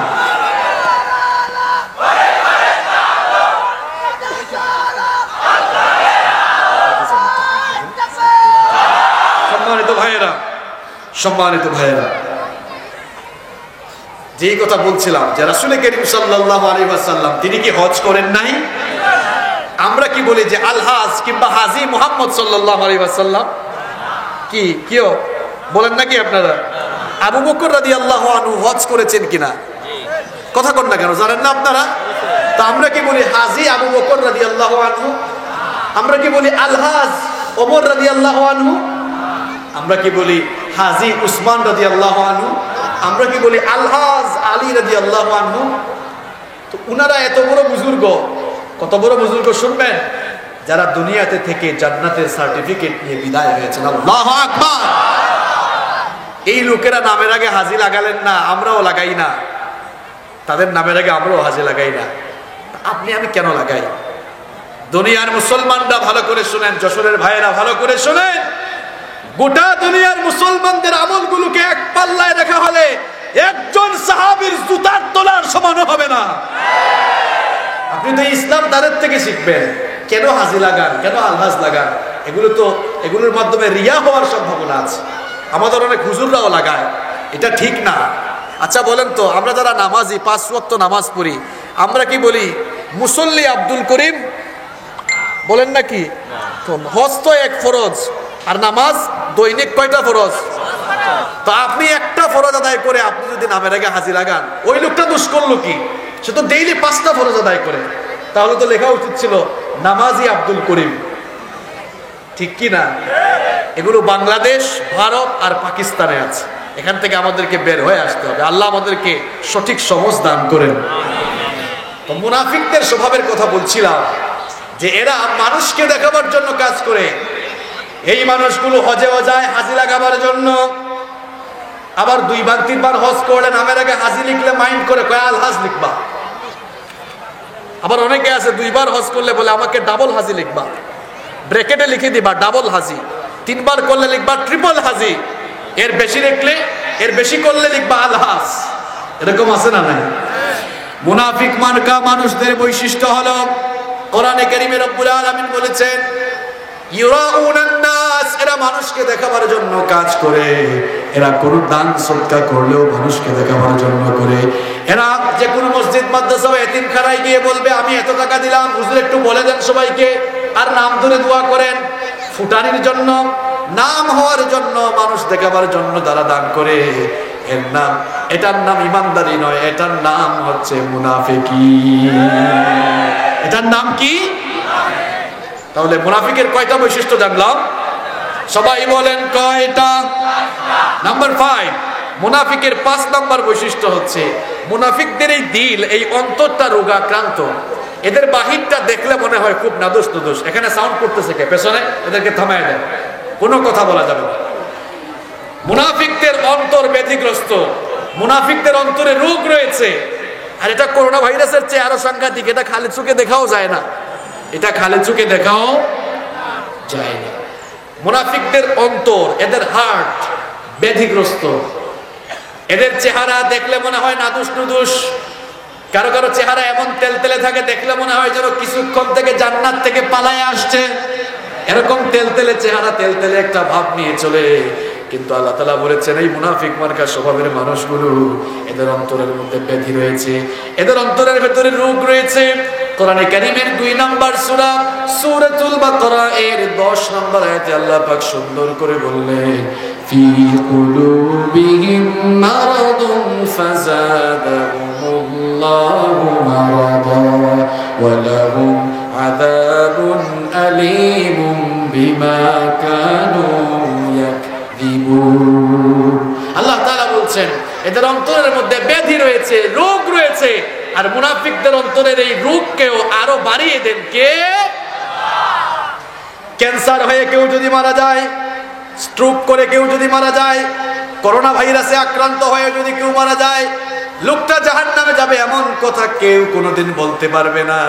কিন্তু মুনাফিকের রোগ নিয়ে, মুনাফিকের ভাইরাসে আক্রান্ত হয়ে, মুনাফিকের রোগ নিয়ে যারা দুনিয়া থেকে বিদায় নেবে, তাদের ব্যাপারে আল্লাহ বলছেন বাশশিরিল মুনাফিকিনা বিআন্না লাহুম আযাবান আলীমা।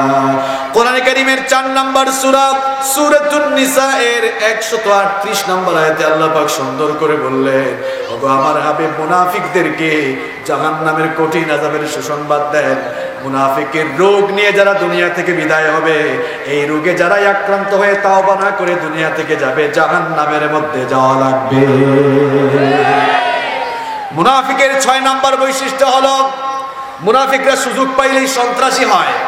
এরা জমিনে বিশৃঙ্খলা সৃষ্টিকারী হয়। কথাটা আমার নয়, কথাটা কার?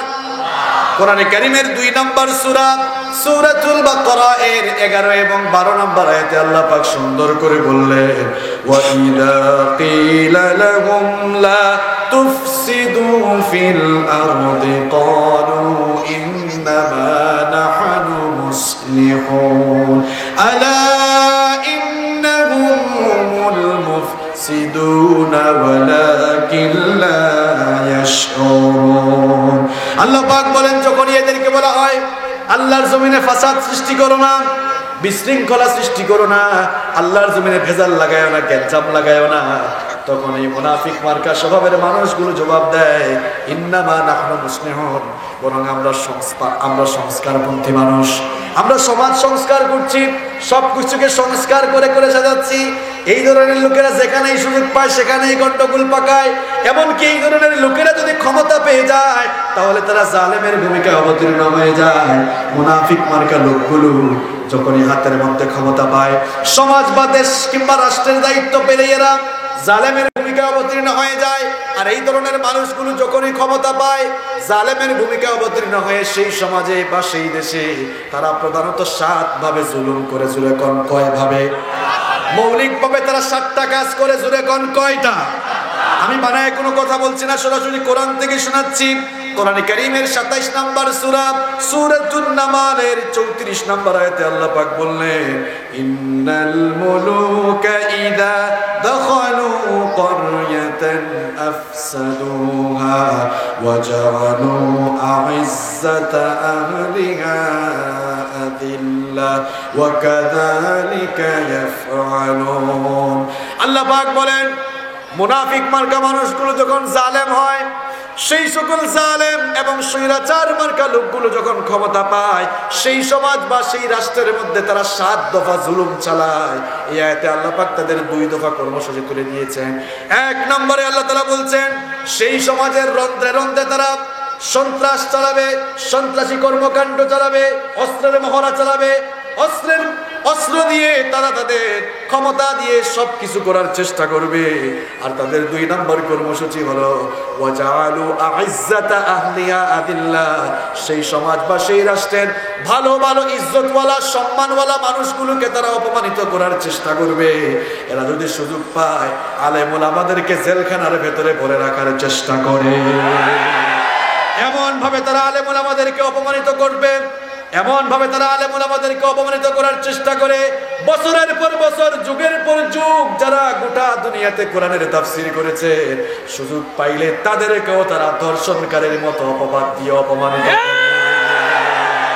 এটা ইমানদারের স্বভাব না মুনাফিকের স্বভাব? এটা আলেমের কাজ না জালেমের কাজ? আল্লাহ তাআলা বলছেন, এই জালেমগুলো সুযোগ পাইলেই 7 দফা কাজ করে। এই আয়াতে তাদের 2 দফা কাজের কথা বলা হলো।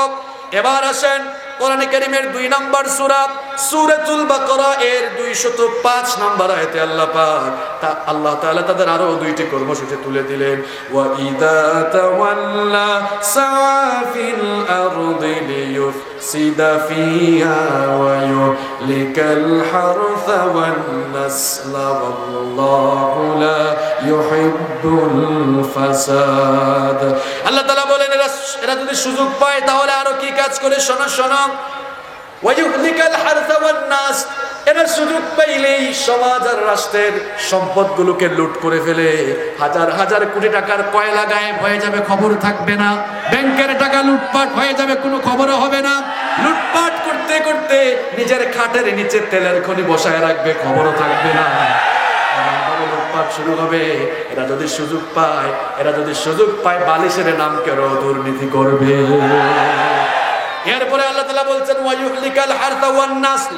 নাসল মানে হচ্ছে বংশধর। নাসল মানে হচ্ছে, আল্লাহ তাআলা এখানে বুঝাতে যাচ্ছেন যে এরা সুযোগ পাইলে তারা তাদের নিজেদের স্বার্থের জন্য মানুষকেও খুন করে, ক্ষমতার জন্য, নিজেকে টিকিয়ে রাখার জন্য জমিনের মধ্যে মানুষকে খুন করা। এটা হচ্ছে ফেরাউনের কাজ। কোরআনের বাইরে একটা কথাও বলছি না, শুনেন। ফেরাউনের সেই স্বভাব আল্লাহ কোরআনে তুলে দিয়েছেন। ওয়া ইয নাজ্জাইনাকুম মিন আলি ফিরআউনা ইয়াসুমুনাকুম সুআল আযাব ইউযাব্বিহুনা। ইসরাঈলদেরকে ফেরাউনের জুলুম থেকে বাঁচিয়েছিলাম।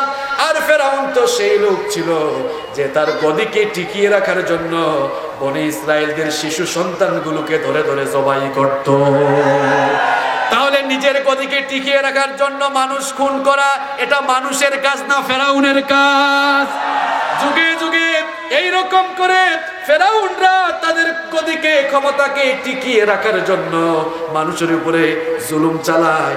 এমনকি নিজেদের মতের বিরুদ্ধে গেলে তারা খুন করে। এটা মানুষের স্বভাব না, এটা ফেরাউনের স্বভাব। ঠিক কি না? সেই সকল জালিমদের বাদবাকি কর্মসূচি আল্লাহ অন্য আয়াতে দিচ্ছেন।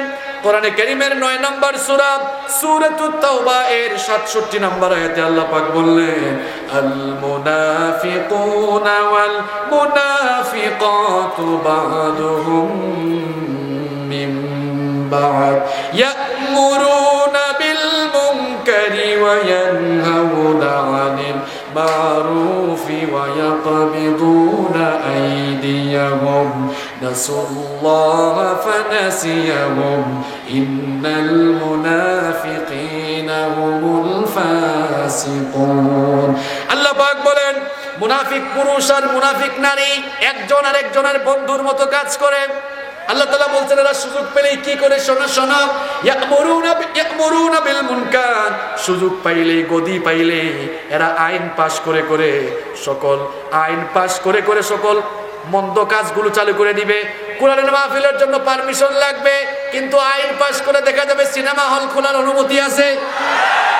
ইয়া'মুরুনা বিল মুনকার, সুযোগ পাইলে এরা অন্যায় কাজগুলোর পারমিশন দিবে, অন্যায় কাজ সমাজে প্রচলন ঘটাবে।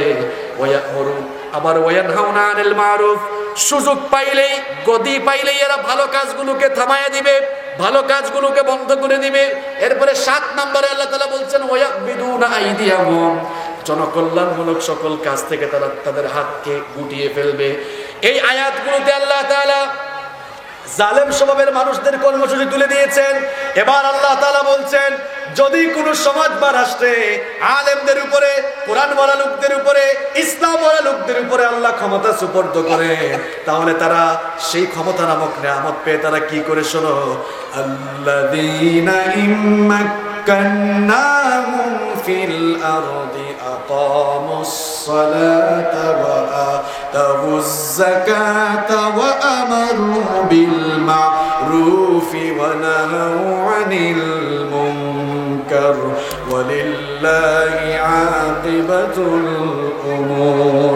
আল্লাহ পাক বলেন, যদি কোনো জনপদে আমি ঈমানদারদের হাতে রাষ্ট্র ক্ষমতা সুপর্দ করি, তাহলে তারা সেই সুযোগ পেয়ে 1 নম্বরে তারা সমাজ এবং রাষ্ট্রের সকল জায়গায় নামাজ কায়েম করবে।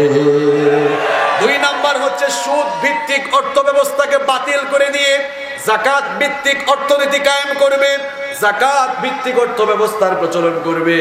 3 নম্বর হলো ইয়া'মুরুনা বিল মা'রুফ, আইন পাশ করে করে সকল ভালো কাজগুলোকে তারা জারি করে দিবে। 4 নম্বর হলো ওয়ায়ানহাউনা আনিল মুনকার, আইন পাশ করে করে সকল অন্যায়গুলোকে বন্ধ করবে। যশোরের ভাইয়েরা, এবার বুঝে থাকলে জবাব দেন তো, যে আয়াতগুলো থেকে আলেম আর জালেমের কর্মসূচি তুলে ধরলাম, গোটা বিশ্বের দিকে তাকিয়ে বলেন, কোরআনের আয়নায় গোটা বিশ্ব এখন আলেমের দখলে না জালেমের দখলে? কাদের দখলে? সেই জালেমের জুলুম থেকে বের হয়ে গোটা দুনিয়া আলেমদের কাছে আসুক, কোরআনওয়ালা ইসলামওয়ালা লোকদের হাতে আসুক। কারা কারা চান দুহাত তুলে আল্লাহকে দেখান।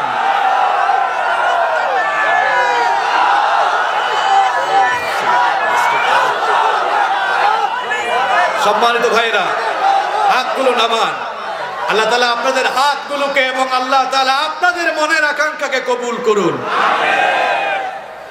ইসলামের এই গণজাগরণ দেখে যাদের সহ্য হচ্ছে না, আমরা তাদেরকে বলতে চাই, বলেন তো, কোন জায়গায় আগুন লাগলে সেখানে কেউ যদি লাঠি দিয়ে গিয়ে বাড়ি মারে, আগুন কি নিভবে নাকি আগুনের তেজ বাড়বে? আমার কথা বুঝেন নাই? কোন জায়গায় আগুন লাগলে কেউ যদি লাঠি দিয়ে আগুনের উপরে গিয়ে বাড়ি মারে, আগুনের তেজ বাড়বে নাকি কমবে? আগুনের তেজ বাড়বে। সুতরাং ইসলামের তেজ যেখানে জ্বলে উঠেছে, ইসলামের গণজোয়ার যেখানে সৃষ্টি হয়েছে, যারা ইসলামের এই গণজোয়ারকে বাধা দিয়ে আটকাতে চাইবে তারাই ধ্বংস হয়ে যাবে। বরং ইসলাম এবং আল্লাহর দ্বীন কোরআন এই জমিনে বিজয়ী হবেই হবে ইনশাআল্লাহ। সম্মানিত ভাইরা, আগামীর দিন ইসলামের দিন, আগামীর দিন কোরআনের দিন ইনশাআল্লাহ বলেন। আল্লাহ কবুল করুন, বলেন আমিন। মুনাফিকের 7 নম্বর বৈশিষ্ট্য হলো, মুনাফিক মার্কা স্বভাবের মানুষগুলো মিথ্যাবাদী হয়। এরা কথায় কথায় মিথ্যা বলে।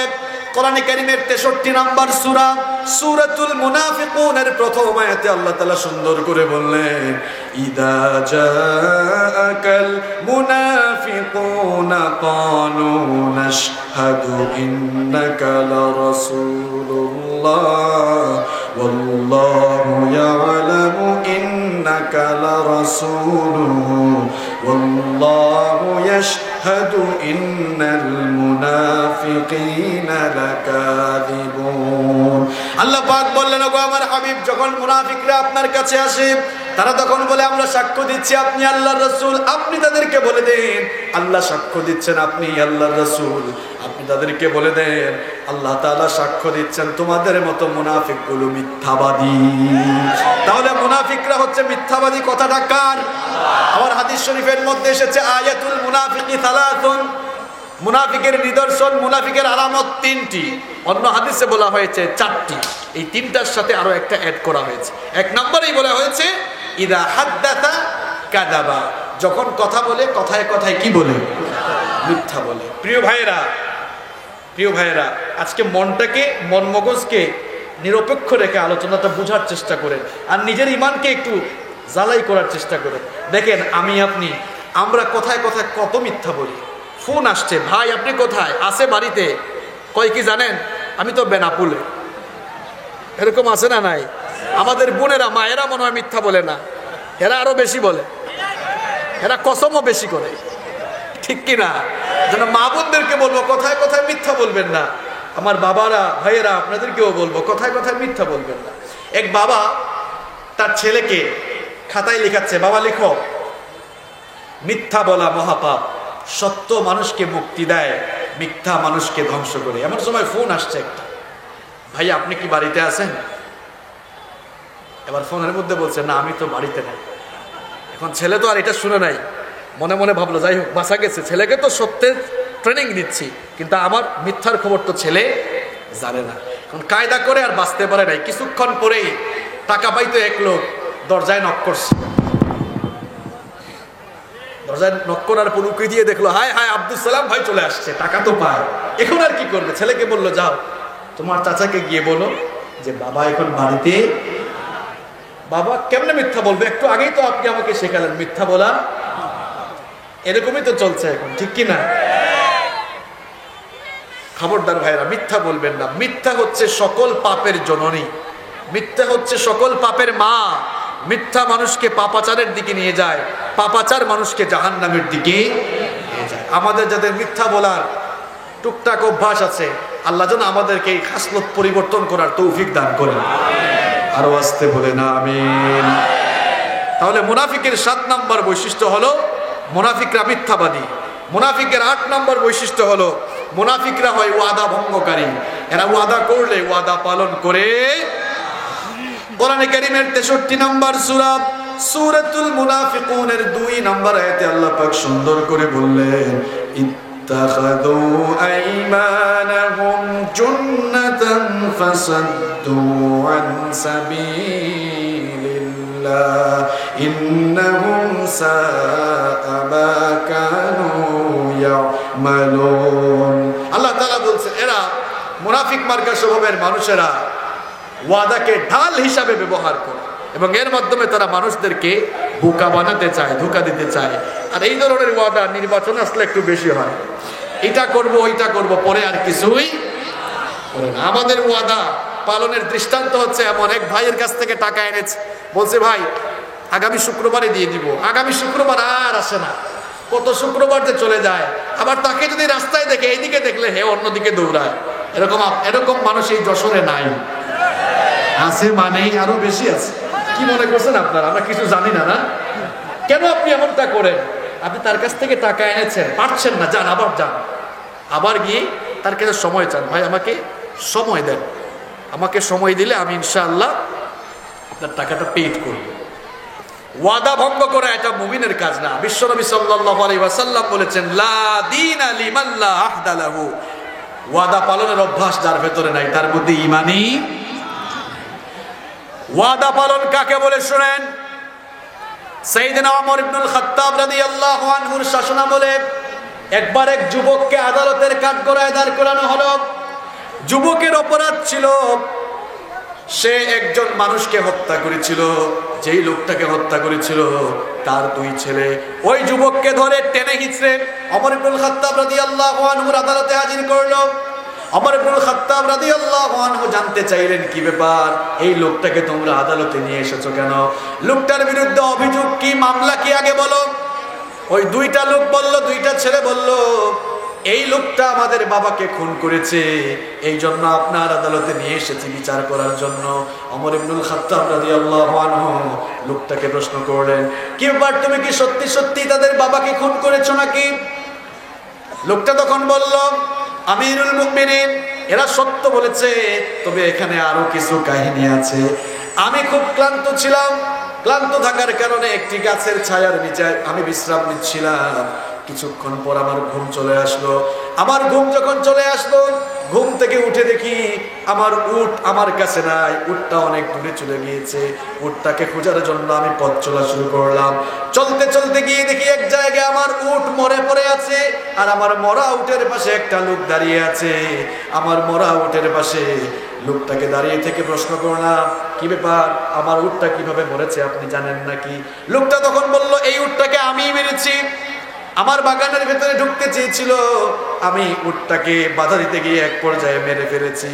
লোকটা বলল যে আমি ওই লোকটার সাথে, অর্থাৎ এই দুই ছেলের বাবার সাথে তর্কাতর্কির এক পর্যায়ে বড় একটা পাথর তার মাথায় নিক্ষেপ করে মনের অজান্তে তাকে মেরে ফেলেছি। আমি জানতাম না এর মাধ্যমে সে মারা যাবে, কিন্তু এটা মনের অজান্তে হয়ে গিয়েছে, আমি ইচ্ছে করে করি নাই। সুতরাং তারা যদি আমাকে মাফ করে দেয় তাহলে বড় ভালো হয়, কারণ আমি তো ইচ্ছা করে করি নাই। ওমর ইবনুল খাত্তাব রাদিয়াল্লাহু আনহু তখন বললেন, তোমরা তোমার বাবার হত্যাকারীকে কি মাফ করবা নাকি? তারা বলল, না, আমরা আমাদের বাবার হত্যাকারীকে মাফ করব না। ইসলামে হত্যার বিচার হলো হত্যার বদলে হত্যা, সুতরাং তাকেও হত্যা করা হোক, মৃত্যুদণ্ড দেওয়া হোক। ওমর ইবনুল খাত্তাব রাদিয়াল্লাহু আনহু এবার বিচারের রায় দিলেন, ঠিক আছে, আগামী জুমাবারে জুমার নামাজের পরে লোকটার মৃত্যুদণ্ড কার্যকর করা হবে। তাকে বলা হলো, তোমার কি জীবনের কোনো শেষ ইচ্ছা আছে নাকি বলো? শেষ কোনো ইচ্ছা থাকলে বলো, শেষ ইচ্ছা বাস্তবায়নের চেষ্টা করব। ওই লোকটা তখন বলল, আমিরুল মুমিনিন, আমার কাছে আমার ফ্যামিলি, আমার পরিবারের হিসাব নিকাশ আছে। আমার পরিবারের হিসাব নিকাশগুলো বুঝিয়ে দেওয়ার জন্য, আর আমার কাছে অনেকের আমানত আছে, ওই আমানতগুলো প্রাপকদের কাছে ফিরিয়ে দেওয়ার জন্য কিছু সময় চাই। এই সময় যদি আপনি আমাকে দেন, আপনার সঙ্গে ওয়াদা করছি মৃত্যুদণ্ড কার্যকর করার আগে আমি এসে উপস্থিত হব। ওমর ইবনুল খাত্তাব রাদিয়াল্লাহু আনহু তখন বললেন, না না, এভাবে তোমাকে ছাড়া যাবে না। তোমার পক্ষে কেউ যদি জিম্মাদার হয় তাহলেই কেবল তোমাকে ছাড়া যাবে। এবার ওই যুবকের পক্ষে কেউ জিম্মাদারি নিতে চায় না। অপরিচিত মানুষ, অপরিচিত কোনো যুবকের জন্য কে আর জিম্মাদারি নেবে? যুবক যখন বিপদে পড়ে গেল, সেখানে থাকা রাসূল সাল্লাল্লাহু আলাইহি ওয়াসাল্লামের সাহাবী, রাসূল সাল্লাল্লাহু আলাইহি ওয়াসাল্লামের সাহাবী আবু যার গিফারি রাদিয়াল্লাহু আনহু দাঁড়িয়ে বললেন, ওগো আমিরুল মুমিনিন, এই ছেলেটার জন্য আমি জিম্মাদার হব। ওমর ইবনুল খাত্তাব রাদিয়াল্লাহু আনহু বললেন, আবু যার গিফারি, ভেবেচিন্তে সিদ্ধান্ত নাও। এই ছেলেটা ওয়াদা করে যাচ্ছে ঠিক, কিন্তু ঠিক সময় মতো না আসলে মৃত্যুদণ্ড তোমার উপরে কিন্তু কার্যকর করা হবে। ভেবেচিন্তে সিদ্ধান্ত নাও। আবু যার গিফারি রাদিয়াল্লাহু আনহু তখন বললেন, ওগো আমিরুল মুমিনিন, ভেবেচিন্তে সিদ্ধান্ত নিচ্ছি, আমি ভেবেচিন্তে এই যুবকের পক্ষে জিম্মাদারি গ্রহণ করছি। ওমর ইবনুল খাত্তাব তখন যুবককে বললেন, ঠিক আছে, এবার তুমি যেতে পারো, তবে তোমার ওয়াদা তুমি ঠিক রেখো। ওয়াদা যদি ঠিক না রাখো তাহলে তোমার পক্ষে যিনি জিম্মাদারি গ্রহণ করেছেন তার উপরে মৃত্যুদণ্ড বাস্তবায়ন করা হবে। যুবক ছেলে চলে গেল। দিন যেতে যেতে, সময় যেতে যেতে যখন জুমার দিন এসে গেল, জুমার দিন ফজরের সময় মদিনার অবস্থা থমথমে আকার ধারণ করলো। ওই যুবকটা এখনো ফিরে আসতো না। এজন্য সবার মধ্যে এক ধরনের থমথমে অবস্থা বিরাজ করছে। সবাই ভাবলো, আরে আজ যদি ওই যুবকটা ফিরে না আসে তাহলে নিরপরাধ আবু যার গিফারের উপরে আমিরুল মুমিনিন মৃত্যুদণ্ড বাস্তবায়ন করবেন। জুমার আযান হয়ে গেল, তখনও ওই যুবক আসে নাই। জুমার খুতবা শুরু হয়ে গেল, তখনও যুবক আসে নাই। তখন সাহাবায়ে কেরাম চিন্তায় পড়ে গেলেন, আরে একটা যুবকের জন্য নিরপরাধ আবু যার গিফারের উপরে আজ মৃত্যুদণ্ড বাস্তবায়ন করা হবে। জুমার নামাজ শুরু হয়ে গেল, তখনও ওই যুবক ফিরে নাই। জুমার নামাজ শেষ হয়ে গেল, তখনও যুবক ফিরে নাই। এবার ওমর ইবনুল খাত্তাব রাদিয়াল্লাহু আনহু বললেন, আবু যার গিফারিকে আমাদের সামনে নিয়ে আসো। যুবকের পক্ষে সে যেহেতু জিম্মাদারি নিয়েছে, তার উপরেই আজকে মৃত্যুদণ্ড বাস্তবায়ন করা হবে। কি কঠিন অবস্থা! যেই জল্লাদ মৃত্যুদণ্ড বাস্তবায়ন করবে, জল্লাদের অন্তরেই তার কলিজার ভেতরেই ভয় শুরু হয়ে গিয়েছে, আরে কি করে একজন নিরপরাধ মানুষের উপরে মৃত্যুদণ্ড বাস্তবায়ন করব। যখনই মৃত্যুদণ্ড দেওয়ার জন্য সবকিছু প্রস্তুত করা হলো, ঠিক তখনই দেখা গেল মরুভূমির বালিগুলো উড়িয়ে কে যেন ঘোড়া চালিয়ে দ্রুত ছুটে চলে আসতেছে। বলা হলো একটু থামো, দেখি কে ঘোড়া চালিয়ে দ্রুত আসে। দেখা গেল ওই যুবকটাই ফিরে এসেছে। আল্লাহু আকবার! যুবক যখন ফিরে আসলো, ওমর ইবনুল খাত্তাব রাদিয়াল্লাহু আনহু অবাক হয়ে যুবককে প্রশ্ন করলেন, ওগো যুবক, তুমি তো ওয়াদা করে গিয়েছো ঠিক, কিন্তু তোমার জন্য তো সুযোগ ছিল ওয়াদা পালন না করে তুমি যদি নাও আসতে তাহলে বেঁচে যেতে। তুমি তাহলে এখানে আসলে কেন? তুমি তো জানোই তোমাকে মৃত্যুদণ্ড দেওয়া হবে, না আসলে তো বেঁচে যেতে। যুবক তখন বলল, আমিরুল মুমিনিন, একজন মুসলমান জীবন দিল কখনো ওয়াদা ভঙ্গ করতে পারে না। আমি যদি আজকে না আসতাম, গোটা দুনিয়ায় খবর হয়ে যেত মুসলমানরা ওয়াদা করে ওয়াদাকে ভঙ্গ করে। কেউ যেন এই দুর্নাম না রটাতে পারে। প্রয়োজনে আমি আমার জীবন দিয়ে দেবো, এরপর আমি আমার ওয়াদা ভঙ্গ করবো না। আল্লাহু আকবার! ওমর ইবনুল খাত্তাব রাদিয়াল্লাহু আনহু এবার আবু যার গিফারি রাদিয়াল্লাহু আনহুকে প্রশ্ন করলেন, ওগো আবু যার, এই লোকটাকে তো তুমি চিনো না, একজন অপরিচিত যুবকের পক্ষে তুমি কেন জিম্মাদার হলে?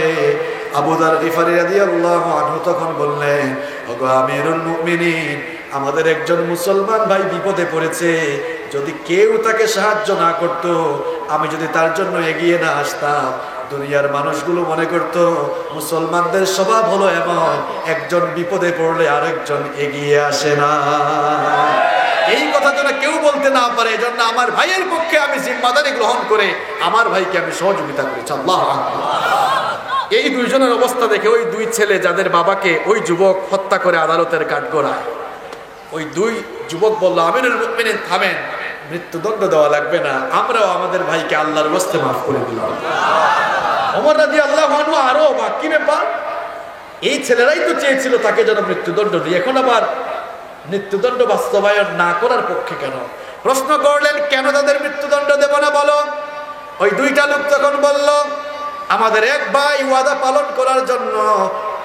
পালন করার জন্য জীবন দিয়ে দেবে, আর আরেক ভাইকে সহযোগিতার জন্য নিজের ভাইয়ের পক্ষে দাঁড়িয়ে নিজের জীবনটা দিতে প্রস্তুত। আর আমাদেরই একজন ভাই মনের অজান্তে ভুল করেছে, আমাদের কাছে মাফ চেয়েছে। আমরা যদি তাকে মাফ না করি, লোকেরা বলা বলি করবে মনের অজান্তে ভুল করার পরেও একটা লোক মাফ চেয়েছে। মুসলমানরা এত নিষ্ঠুর, মাফ করতে জানে না। এমন কথা যদি কেউ বলতে না পারে, এজন্য আল্লাহর ওয়াস্তে আমাদের ভাইকে আমরা মাফ করে দেব। সুবহানাল্লাহ। আর এখন কেমন অবস্থা? এখন আগুন লাগলে পানি দেয় না, আরো তেল লাগায় দেয়। আমাদের এক ভাই বিপদে পড়লে তাকে আরো বিপদে ফেলানোর চেষ্টা আমরা করি। আমাদের কোনো ভাই উপরে উঠলে তাকে টেনে আমরা নিচে নামানোর চেষ্টা করি। এটা আমাদের স্বভাব। আর ওয়াদা পালনের কথা তো আর বললামই না, ওই যে এদিকে দেখলে ওইদিকে দৌড় মারা। ওয়াদা পালন না করা এটা মুমিনের স্বভাব নয়। এটা কার স্বভাব? কার স্বভাব? যারা বলে না, বুঝতে পারতেছি আপনাদের ভিতরে এটা আছে। ওয়াদা পালন করা যাবে তো? আল্লাহ তৌফিক দেন, বলেন আমিন। মুনাফিকের 9 নম্বর বৈশিষ্ট্য হচ্ছে, মুনাফিকরা আমানতের খেয়ানত করে। মুনাফিকরা আমানতের, রাসূল কারীম সাল্লাল্লাহু আলাইহি ওয়াসাল্লাম বলছেন, মুনাফিকের যে কয়েকটি বৈশিষ্ট্য রয়েছে তার মধ্যে একটি আলামত হচ্ছে ইযা তুমিনা খানা, যখনই তার কাছে আমানত রাখা হয়, আমানতের কি করে? খেয়ানত করে। আপনার উপরে একটা প্রতিষ্ঠান, যেমন এটা একটা স্কুল, তাই না?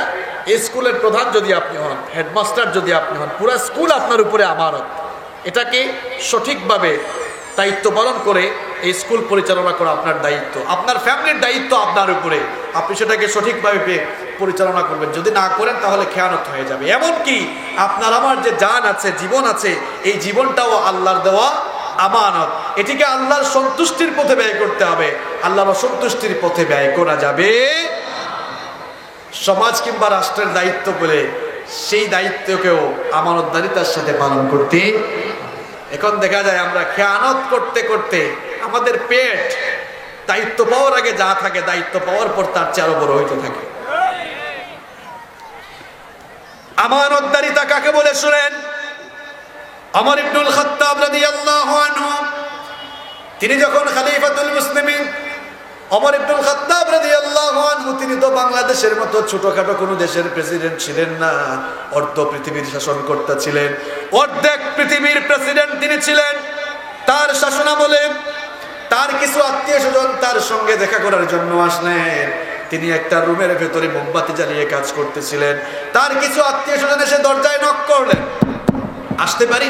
ওমর ইবনুল খাত্তাব রাদিয়াল্লাহু আনহু বললেন, থামো, একটু দাঁড়াও। তার সামনে থাকা মোমবাতির আগুন ফু দিয়ে নেভালেন, নতুন আরেকটি মোমবাতি জ্বালালেন। এই দৃশ্য দেখে দরজায় যারা দাঁড়িয়েছিলেন তারা অবাক হয়ে গেলেন। মোমবাতি নতুন করে জ্বালানোর পর ওমর রাদিয়াল্লাহু আনহু বললেন, এবার তোমরা আসতে পারো। ঘরে ঢুকেই তারা কৌতূহলী মনে জানতে চাইলেন, ওগো আমিরুল মুমিনিন, আপনার সামনে তো মোমবাতি জ্বালানো ছিল, সেই মোমবাতির আগুন নিভিয়ে দিয়ে নতুন করে মোমবাতি জ্বালালেন কেন? ওমর ইবনুল খাত্তাব রাদিয়াল্লাহু আনহু তখন জবাব দিলেন, তোমরা তো আমার আত্মীয় স্বজন, ব্যক্তিগত কথাবার্তা বলার জন্য এসেছো। তোমরা আসার আগে রাষ্ট্রের টাকায় কেনা মোমবাতি দিয়ে আমি রাষ্ট্রের কাজ করছিলাম। তোমরা তো আমার আত্মীয় স্বজন, ব্যক্তিগত কথা বলার জন্য এসেছো। সুতরাং রাষ্ট্রের টাকায় কেনা মোমবাতির আগুন জ্বালিয়ে যদি তোমাদের সাথে ব্যক্তিগত কথাবার্তা বলি, এটা রাষ্ট্রের আমানতের খেয়ানত হবে। এই জন্য রাষ্ট্রের টাকায় কেনা মোমবাতির আগুন আমি নিভিয়ে দিয়ে নিজের টাকায় কেনা মোমবাতির আগুন জ্বালিয়ে দিয়ে তোমাদের সঙ্গে এখন কথা বলছি। আল্লাহু আকবার। এই হচ্ছে আমানতদারিতার নমুনা। আর আমাদের দেশে আমানতদারিতার নমুনা কি জানেন? এতে মেম্বার হওয়ার আগে জমিন যা ছিল, মেম্বার হওয়ার পরে জায়গা জমি বাড়ে না কমে? বাড়ে না কমে? আমানতদার মানুষের বৈশিষ্ট্য হলো এরা নির্বাচনের আগে খরচ করে না, নির্বাচনের পরে খরচ করে। আর বেঈমান কিংবা খেয়ানতকারী মানুষের বৈশিষ্ট্য হলো এরা নির্বাচনের আগে খরচ করে, নির্বাচনের পরে তারা পেট ভরে।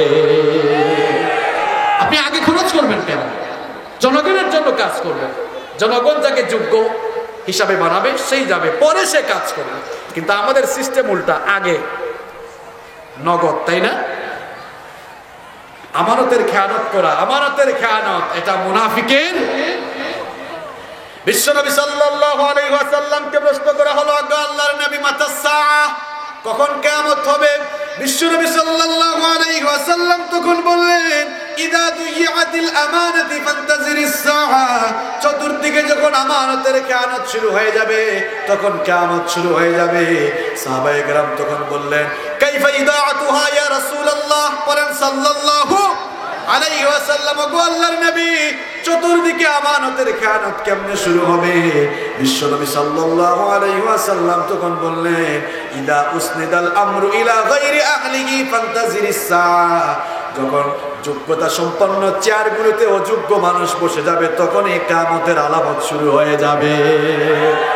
বক্তা হওয়ার যোগ্যতা নাই, বক্তা হয়ে যাবে। সভাপতি হওয়ার যোগ্যতা নাই, সভাপতি হয়ে যাবে। মেম্বার হওয়ার যোগ্যতা নাই, মেম্বার হয়ে যাবে। চেয়ারম্যান হওয়ার যোগ্যতা নাই, চেয়ারম্যান হয়ে যাবে। এমনকি সারা জীবন নেচেছে, গেয়েছে, কবর দুলিয়েছে, সুযোগ পাইলে সর্বোচ্চ জায়গায় যাওয়ার সুযোগও ছাড়ে না। এগুলো কিন্তু কিয়ামতের আলামত। জোরে করে, এগুলো কি?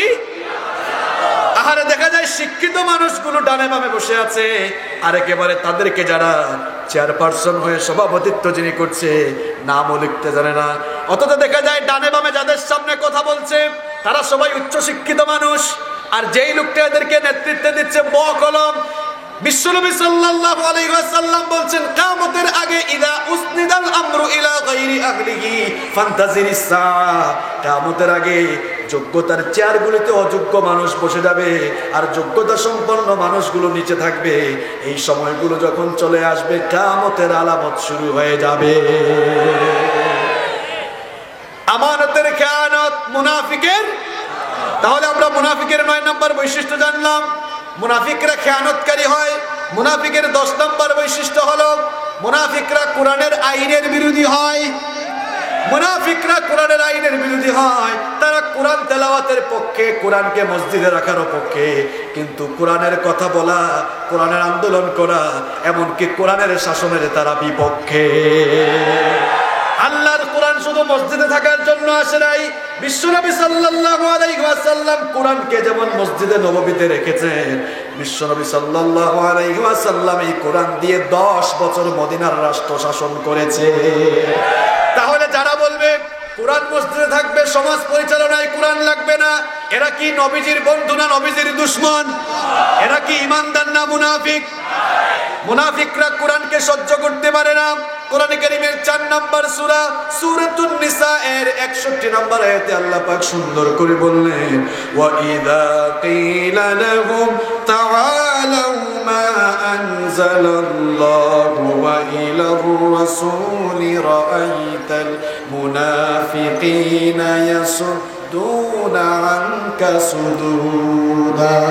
আল্লাহ পাক বললেন, যখন এদেরকে বলা হয় আল্লাহ আর তার রাসূলের কাছে যা এসেছে, আল্লাহর বিধান আর রাসূলের কাছে ফিরে আসো, রাসূলের আনুগত্য করো, আল্লাহ আর রাসূলের বিধানের দিকে ফিরে আসো, তখন আপনি দেখবেন মুনাফিক মার্কা মানুষগুলো পাশ কাটিয়ে অতিক্রম করে চলে যায়। তারা বলে কোরআনের আইন তাদের কাছে বর্বর মনে হয়। এরকম আছে না নাই?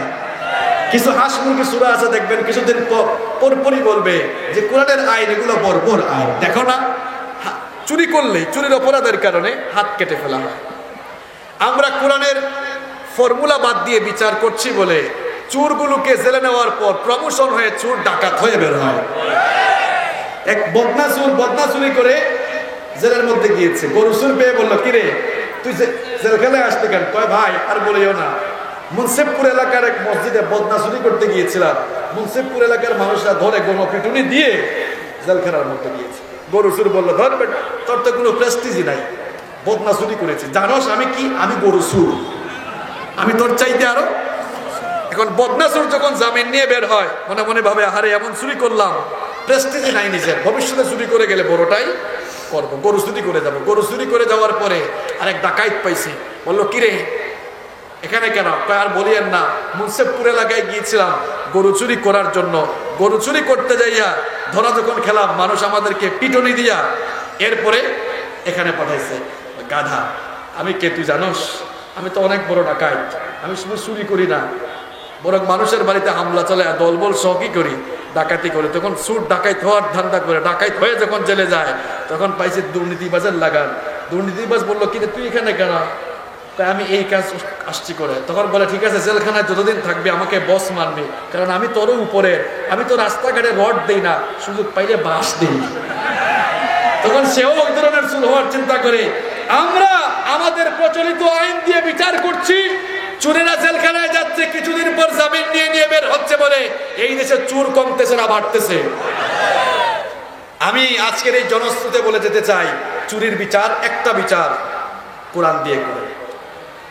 ইসলামের চুরির বিচার হলো, প্রমাণিত হলো হাত কেটে দাও, জনসম্মুখে বিচার করো। একটা চুরির বিচার করে দেখেন, এই মুন্সিফপুর আর যশোরে যতগুলো চোর ডাকাত আছে, একটা বিচার দেখেই জনমের মতো সাইজ হয়ে যাবে।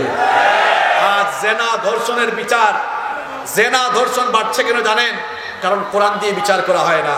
কোরআন দিয়ে যদি জেনা, বেবিচার, চুরি ডাকাতির বিচার করা হয়, একটা বিচার দেখেই এই দেশের যতগুলো চোর ডাকাত, লুচ্চা, ইতর, বদমাশ রয়েছে, সবগুলো জনমের মতো সাইজ হয়ে যাবে। এজন্য আমরা কোরআনের বিচার চাই কি চাই না? আল্লাহ কবুল করুন, বলেন আমিন। প্রিয় ভাইরা, সময় বেশি নাই, আমি 5 মিনিটে শেষ করবো ইনশাআল্লাহ। আপনারা মূল কথা তো বাকি আছে এখনো, কেউ উঠবেন না তো ইনশাআল্লাহ।